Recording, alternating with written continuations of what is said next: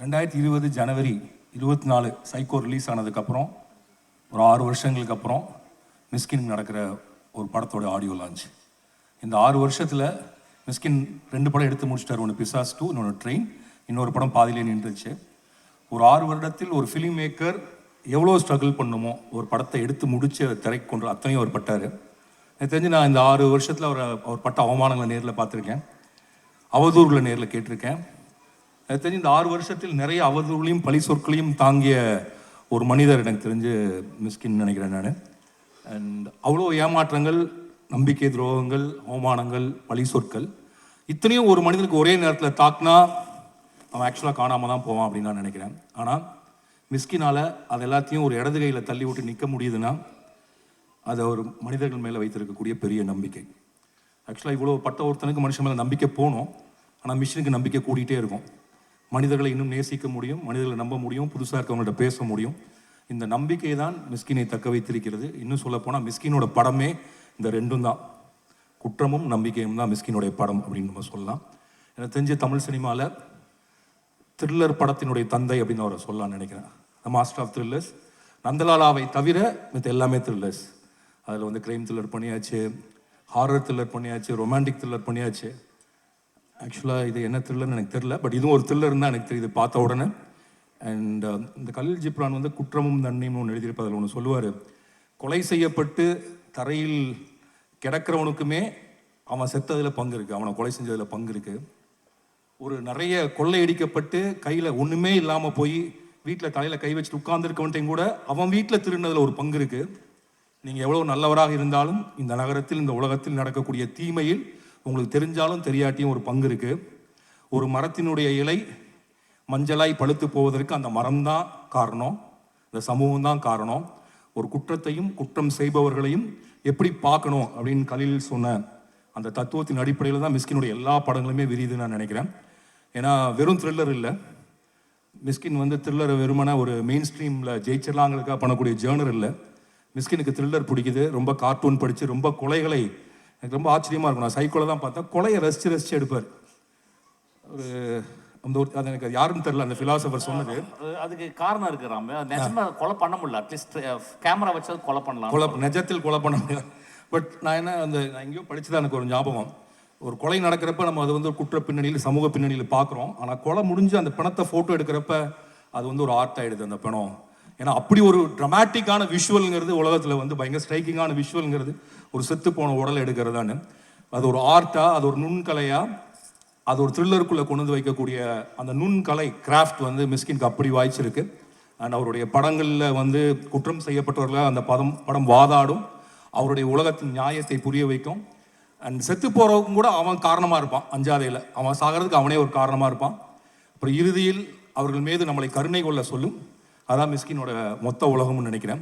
குற்றத்திலிருந்து விடுபட்டு உலகத்தை கருணை உடைய உலகமாக மாற்றக்கூடிய படங்களை த்ரில்லர் ஜேர்னரில் கொடுக்கக்கூடிய நான் மிகவும் மதிக்கிற உலகத்தினுடைய ஒரு ஃபைன் டெக்னீஷியனாக, ஒரு எக்ஸ்ட்ரானரி ஃபிலிம் மேக்கராக நான் நினைக்கிறேன்.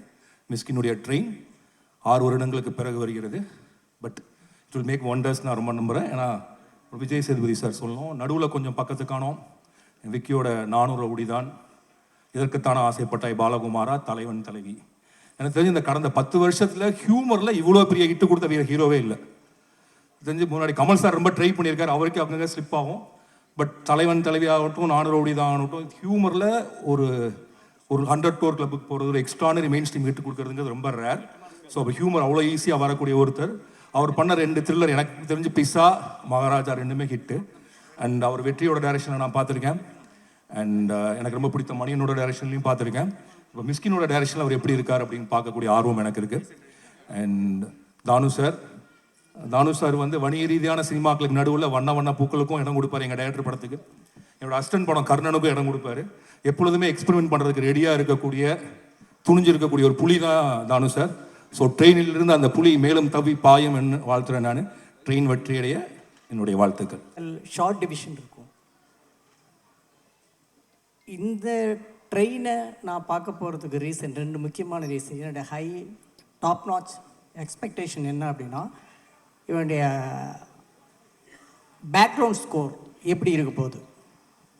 இப்போ நான் சில விஷயங்கள் கேட்டேன், ஆஃபீஸ்லேயும் கேட்டிருக்கேன். ஆனால் படத்தோட எந்த அளவுக்கு மேட்ச் ஆகுது, அந்த சீனை எந்த அளவுக்கு என்ஹான்ஸ் ஆகுதுங்கிறது என்னுடைய expectation number 1. Second, the Mishkin, the way he is extracting the performance from the artist, no, that's totally different. ஆனால் விஜய் சேதுபதி சார் மாதிரி ஒரு லெஜெண்டரி ஆக்டர்கிட்ட எப்படி ஒர்க் வாங்கியிருப்பார், இந்த அமால்கமேஷன் எப்படி இருக்க போகுது, இதுதான் எனக்கு இந்த விஜய் சேதுபதி அண்ட் மிஷ்கின் காம்பினேஷன் இருக்குல்ல, இதுதான் என்னோட பயங்கர எக்ஸ்பெக்டேஷனாக இருக்குது. எப்படி இருக்க போகுது இந்த படம்? இந்த படம் வந்து ஒரு சில டைரக்டர் படம் தான், அது எப்படி அவங்க வந்து என்ன விமர்சனம் சொன்னாலுமே சரி போய் பார்த்துருவோம். we have something to learn from that. அது மாதிரி தான் உன்னுடைய படம். பட் இதில் இந்த படத்தை ஃபஸ்ட் டேவே பார்க்கணும்னு நினைக்கிறதுக்கான விஜய் சேதுபதி இந்த காம்பினேஷன். தானு சார், இதே சத்யம் தியேட்டரில் ஏதோ ஒரு படத்தை ஆடியோ ரிலீஸ்க்கு வந்திருந்தப்ப நீங்கள் சொன்னீங்க, நான் மிஷ்கின் தம்பியோட ஒரு படம் பண்ண போகிறேன்னு சொன்னீங்க சார். இவ்வளோ நாளுக்கு அப்புறம் இந்த படத்தை கரெக்ட் ட்ராக்கில் ஏற்றிட்டீங்க. நீங்கள் நினைக்கிற மாதிரி, நாங்கள்லாம் நினைக்கிற மாதிரி இந்த படம் கண்டிப்பாக பெரிய ரீச் ஆக போகுது. எந்த டெஸ்டினேஷன் சேரணும்னு நீங்கள் நினைக்கிறீங்களோ கண்டிப்பாக அந்த இடத்த ரீச் ஆகும் சார். ஏன்னா இது ட்ரெயின் கண்டிப்பாக ரீச் ஆகிடும் சார்.